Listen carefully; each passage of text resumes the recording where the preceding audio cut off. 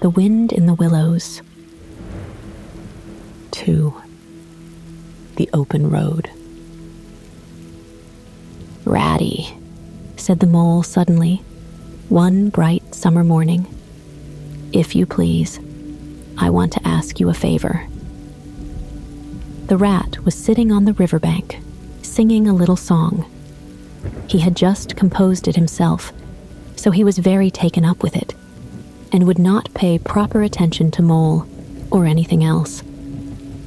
Since early morning, he had been swimming in the river, in company with his friends, the ducks. And when the ducks stood on their heads suddenly, as ducks will, he would dive down and tickle their necks, just under where their chins would be if ducks had chins, till they were forced to come to the surface again in a hurry, spluttering and angry and shaking their feathers at him. For it is impossible to say quite all you feel when your head is under water. At last, they implored him to go away and attend to his own affairs and leave them to mind theirs. So the rat went away and sat on the riverbank in the sun and made up a song about them, which he called Duck's Ditty.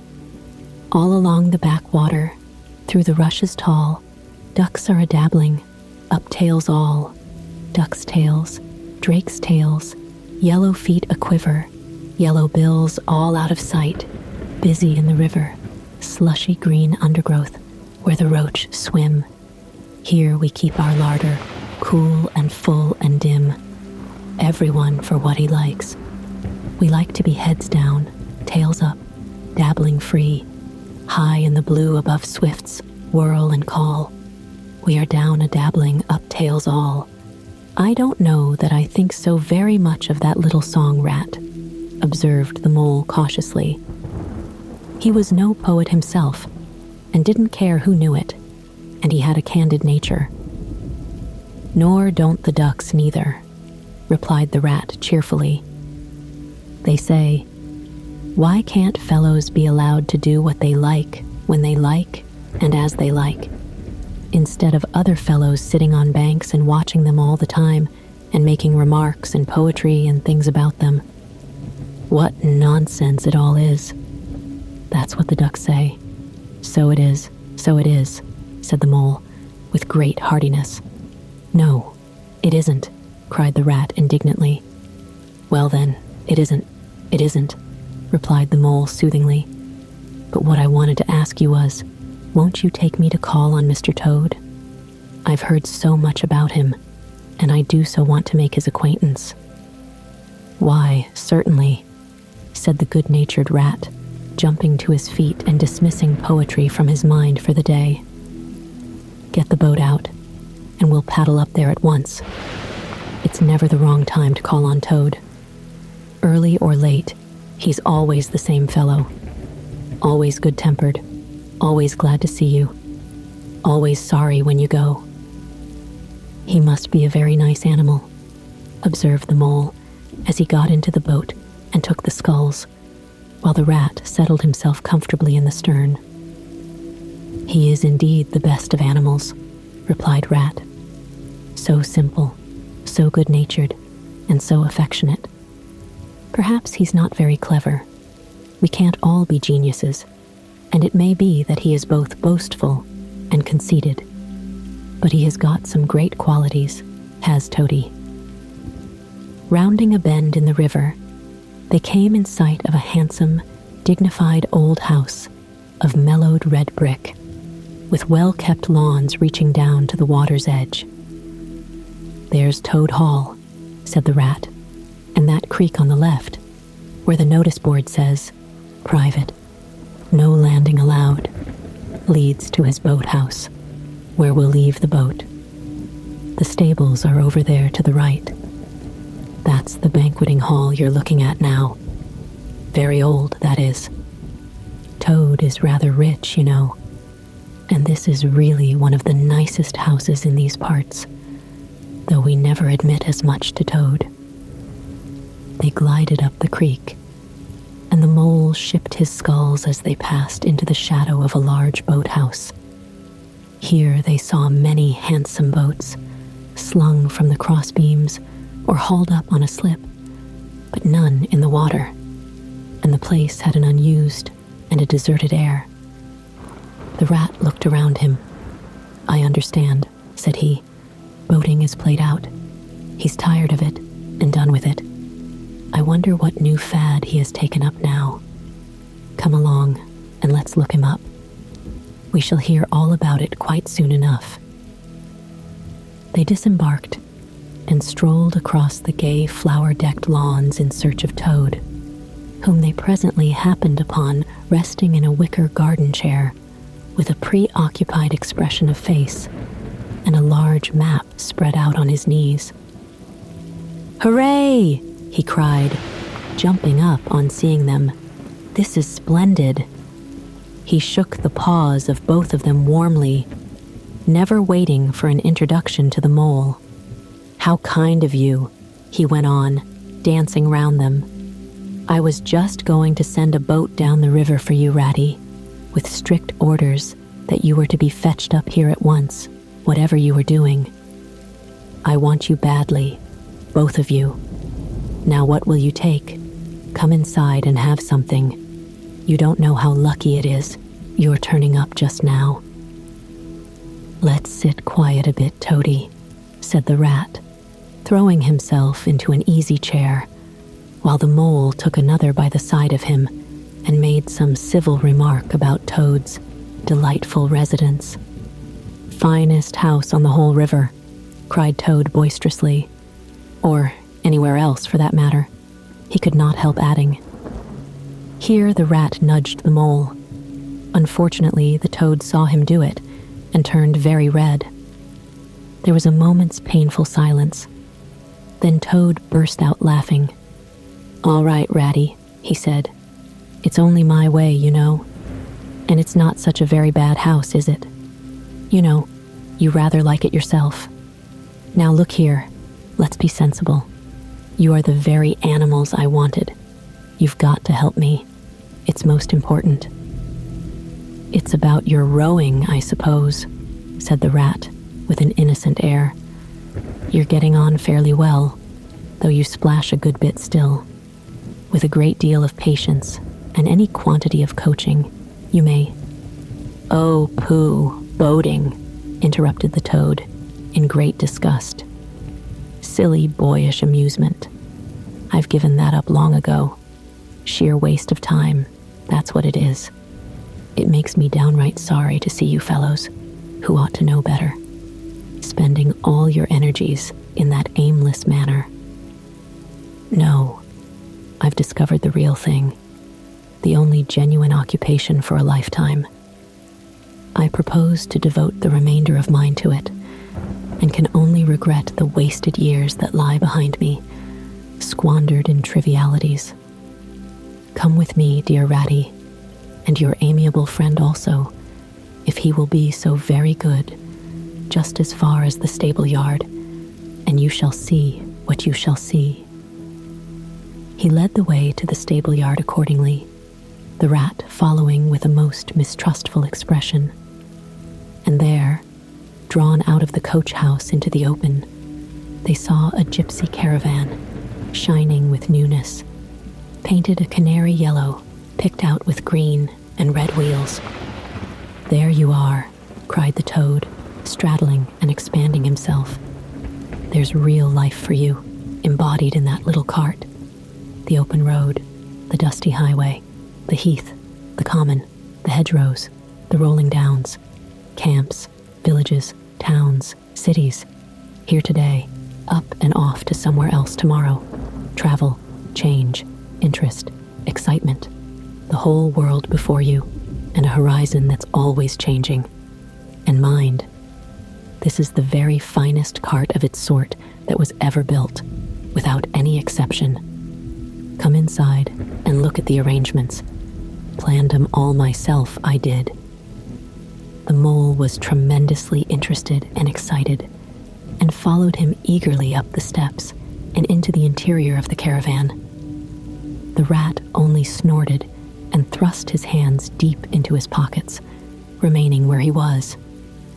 It was indeed very compact and comfortable.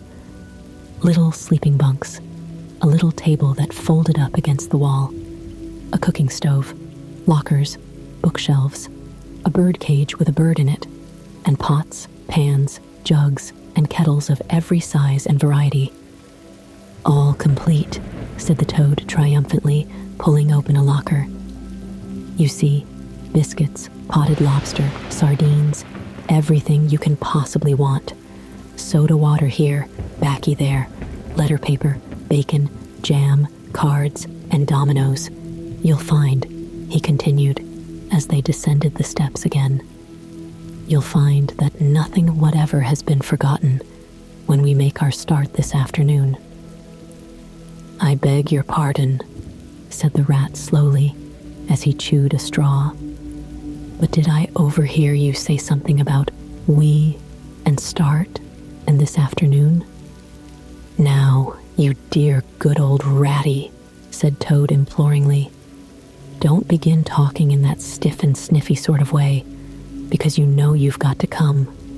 I can't possibly manage without you, so please consider it settled. And don't argue. It's the one thing I can't stand. You surely don't mean to stick to your dull, fusty old river all your life and just live in a hole in a bank and boat. I want to show you the world.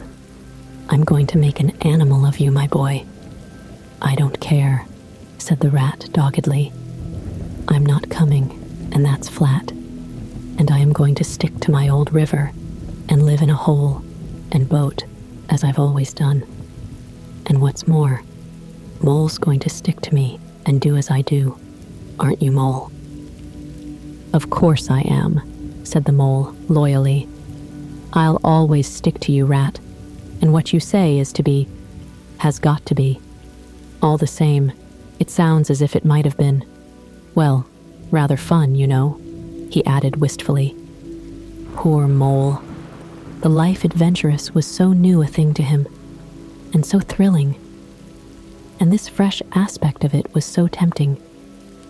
And he had fallen in love at first sight with the canary-colored cart and all its little fitments. The rat saw what was passing in his mind and wavered. He hated disappointing people, and he was fond of the mole and would do almost anything to oblige him. Toad was watching both of them closely. "Come along in and have some lunch," he said diplomatically, "and we'll talk it over. We needn't decide anything in a hurry. Of course, I don't really care. I only want to give pleasure to you fellows.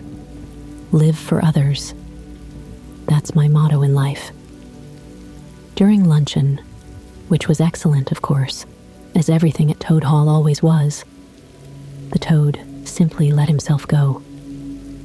Disregarding the rat, he proceeded to play upon the inexperienced mole as on a harp. Naturally a voluble animal, and always mastered by his imagination, he painted the prospects of the trip and the joys of the open life and the roadside in such glowing colors that the mole could hardly sit in his chair for excitement. Somehow, it soon seemed taken for granted by all three of them that the trip was a settled thing. And the rat, though still unconvinced in his mind, allowed his good nature to override his personal objections. He could not bear to disappoint his two friends, who were already deep in schemes and anticipations, planning out each day's separate occupation for several weeks ahead. When they were quite ready, the now triumphant Toad led his companions to the paddock and set them to capture the old gray horse, who, without having been consulted, and to his own extreme annoyance, had been told off by Toad for the dustiest job in this dusty expedition. He frankly preferred the paddock and took a deal of catching.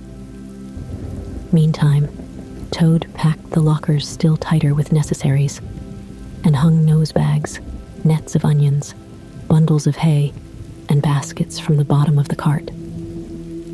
At last, the horse was caught and harnessed, and they set off, all talking at once, each animal either trudging by the side of the cart or sitting on the shaft as the humor took him.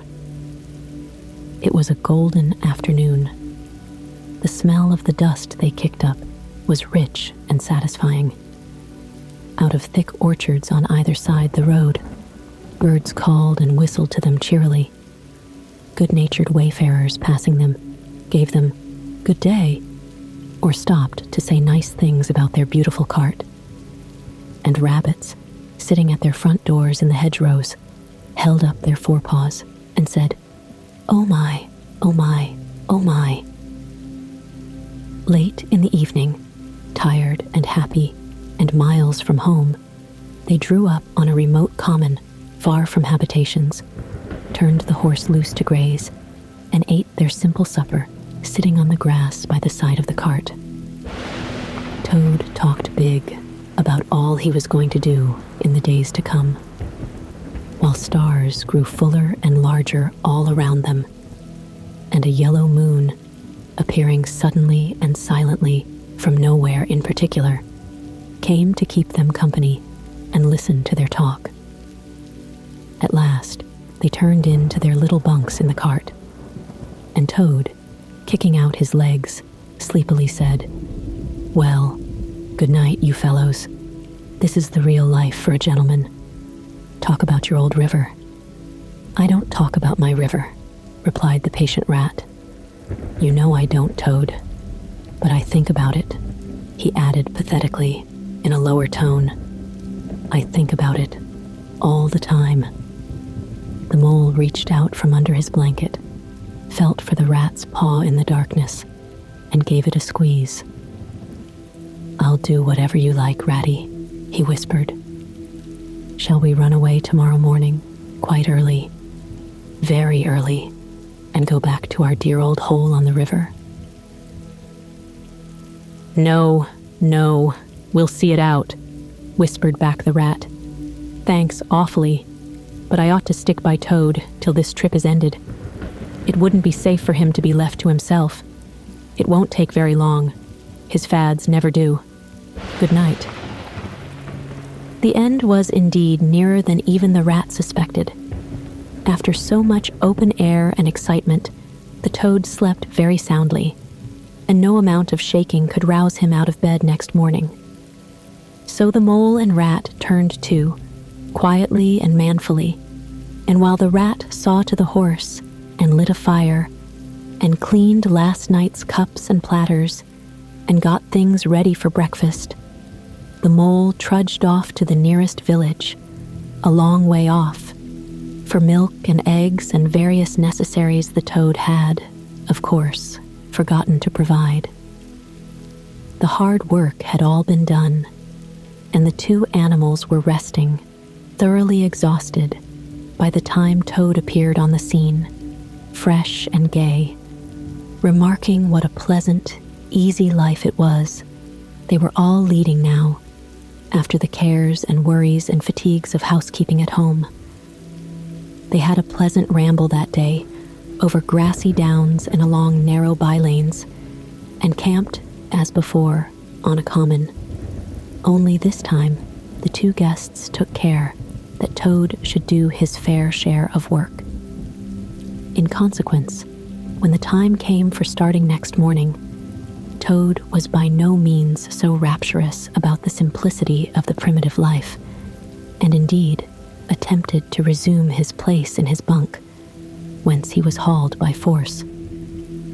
Their way lay, as before, across country by narrow lanes, and it was not till the afternoon that they came out on the high road, their first high road, and there disaster, fleet and unforeseen, sprang out on them.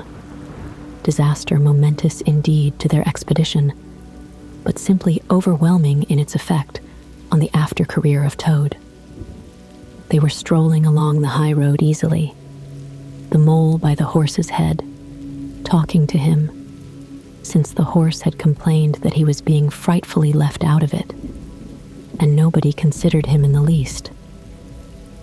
The Toad and the water rat walking behind the cart, talking together, At least Toad was talking, and Rat was saying at intervals, "Yes, precisely. And what did you say to him?" And thinking all the time of something very different. When far behind them, they heard a faint warning hum, like the drone of a distant bee. Glancing back, they saw a small cloud of dust with a dark center of energy, advancing on them at incredible speed, while from out the dust a faint poop poop wailed like an uneasy animal in pain. Hardly regarding it, they turned to resume their conversation, when in an instant, as it seemed, the peaceful scene was changed, and with a blast of wind and a whirl of sound that made them jump for the nearest ditch, it was on them. The poop poop rang with a brazen shout in their ears. They had a moment's glimpse of an interior of glittering plate glass and rich morocco, and the magnificent motorcar, immense, breath-snatching, passionate, with its pilot tense and hugging his wheel, possessed all earth and air for the fraction of a second, flung an enveloping cloud of dust that blinded and enwrapped them utterly, and then dwindled to a speck in the far distance, changed back into a droning bee once more.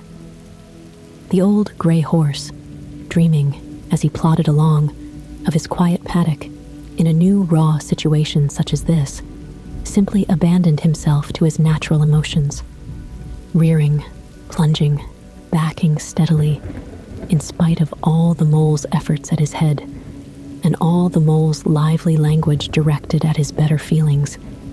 He drove the cart backward towards the deep ditch at the side of the road. It wavered an instant. Then there was a heart-rending crash, and the canary-colored cart, their pride and their joy, lay on its side in the ditch, an irredeemable wreck. The rat danced up and down in the road, simply transported with passion. "You villains," he shouted, shaking both fists. "You scoundrels, you highwaymen, you road hogs. I'll have the law of you. I'll report you. I'll take you through all the courts." His homesickness had quite slipped away from him, and for the moment he was the skipper of the canary-colored vessel, driven on a shoal by the reckless jockeying of rival mariners. And he was trying to recollect all the fine and biting things he used to say to masters of steam launches when their wash, as they drove too near the bank, used to flood his parlor carpet at home. Toad sat straight down in the middle of the dusty road, his legs stretched out before him, and stared fixedly in the direction of the disappearing motor car. He breathed short. His face wore a placid, satisfied expression, and at intervals he faintly murmured, "Poop poop." The mole was busy trying to quiet the horse, which he succeeded in doing after a time. Then he went to look at the cart, on its side in the ditch. It was, indeed, a sorry sight. Panels and windows smashed, axles hopelessly bent, one wheel off, sardine tins scattered over the wide world, and the bird in the birdcage sobbing pitifully and calling to be let out. The rat came to help him, but their united efforts were not sufficient to right the cart. "Hi, Toad," they cried. "Come and bear a hand, can't you?" The toad never answered a word or budged from his seat in the road, so they went to see what was the matter with him. They found him in a sort of a trance, a happy smile on his face, his eyes still fixed on the dusty wake of their destroyer. At intervals, he was still heard to murmur, "Poop, poop." The rat shook him by the shoulder. "Are you coming to help us, Toad?" he demanded sternly. "Glorious, stirring sight," murmured Toad, never offering to move. "The poetry of motion, the real way to travel, the only way to travel. Here today, in next week tomorrow, villages skipped, towns and cities jumped, always somebody else's horizon, Oh bliss, oh poop poop, oh my, oh my. Oh, stop being an ass, Toad, cried the mole despairingly. And to think I never knew, went on the Toad in a dreamy monotone. All those wasted years that lie behind me, I never knew, never even dreamt. But now that I know, now that I fully realize, oh, what a flowery track lies spread before me, henceforth. What dust clouds shall spring up behind me as I speed on my reckless way. What carts I shall fling carelessly into the ditch in the wake of my magnificent onset. Horrid little carts, common carts, canary-colored carts. What are we to do with him? Asked the mole of the water rat. Nothing at all, replied the rat firmly, because there is really nothing to be done. You see, I know him from of old. He is now possessed. He has got a new craze, and it always takes him that way, in its first stage. He'll continue like that for days now, like an animal walking in a happy dream, quite useless for all practical purposes. Never mind him. Let's go and see what there is to be done about the cart. A careful inspection showed them that, even if they succeeded in righting it by themselves, the cart would travel no longer. The axles were in a hopeless state, and the missing wheel was shattered into pieces. The rat knotted the horse's reins over his back and took him by the head, carrying the bird cage and its hysterical occupant in the other hand. Come on, he said grimly to the mole. It's 5 or 6 miles to the nearest town, and we shall just have to walk it. The sooner we make a start, the better. But what about Toad? Asked the mole anxiously as they set off together. We can't leave him here, sitting in the middle of the road by himself, in the distracted state he's in. It's not safe. Supposing another thing were to come along. Oh, bother Toad, said the rat savagely. I've done with him. They had not proceeded very far on their way, however, when there was a pattering of feet behind them, and Toad caught them up and thrust a paw inside the elbow of each of them, still breathing short and staring into vacancy. Now, look here, Toad, said the rat sharply. As soon as we get to the town, you'll have to go straight to the police station and see if they know anything about that motor car and who it belongs to, and lodge a complaint against it. And then you'll have to go to a blacksmith's or a wheelwright's and arrange for the cart to be fetched and mended and put to rights. It'll take time, but it's not quite a hopeless smash. Meanwhile, the mole and I will go to an inn and find comfortable rooms where we can stay till the cart's ready, until your nerves have recovered their shock. Police station, complaint, murmured Toad dreamily. Me complain of that beautiful, that heavenly vision that has been vouchsafed me. Mend the cart. I've done with carts forever. I never want to see the cart or to hear of it again. Oh, Ratty, you can't think how obliged I am to you for consenting to come on this trip. I wouldn't have gone without you, and then I might never have seen that swan, that sunbeam, that thunderbolt. I might never have heard that entrancing sound or smelt that bewitching smell.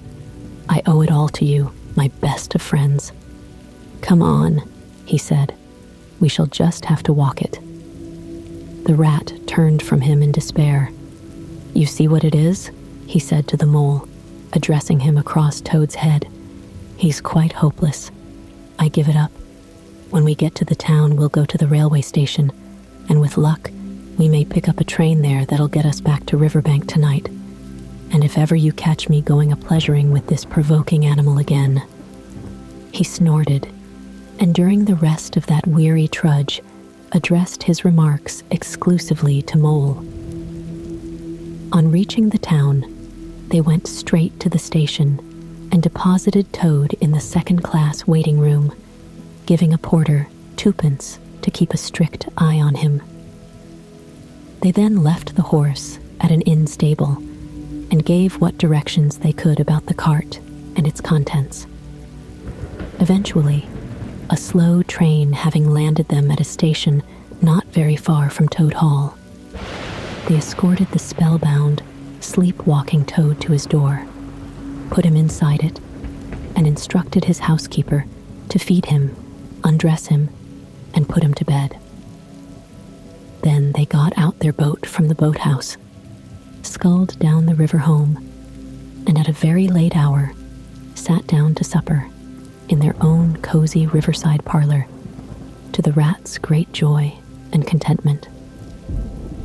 The following evening, the mole, who had risen late and taken things very easy all day, was sitting on the bank fishing, when the rat, who had been looking up his friends and gossiping, came strolling along to find him. "Heard the news?" he said. "There's nothing else being talked about all along the riverbank. Toad went up to town by an early train this morning, and he has ordered a large and very expensive motorcar.